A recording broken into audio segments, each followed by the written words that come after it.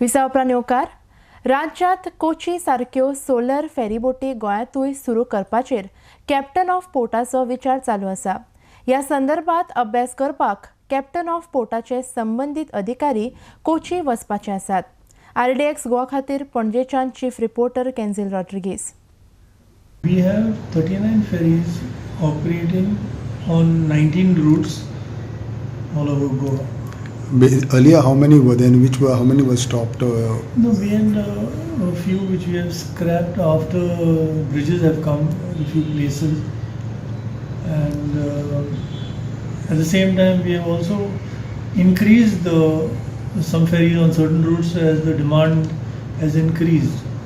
Any new ferries have been brought in? And at the moment, yeah, we are in the process of tender stage where 3 new ferries are to be constructed. Any routes and new routes have been identified? No more further routes have been identified. We are expected to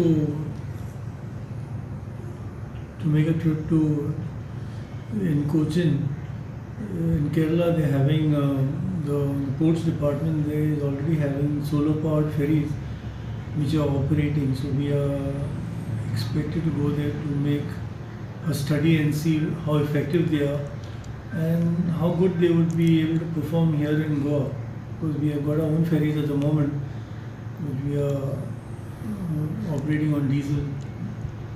So if they are any economically viable, we shall bring all the data and accordingly study, and if need be we shall replace at least some of the ferries solar powered. Most important is the cost effectiveness and the total cost of construction are the 2 major factors which will be taken into account. Up now, as I said, we are going on a tour, so we are going to do a study. So the exact cost and how many will be decided once we know the data and we assess the situation, how good and effective they are. But any plans like how many in the first phase could be? No, we have not decided anything at all. In fact, the minister is going to accompany us with my technical team.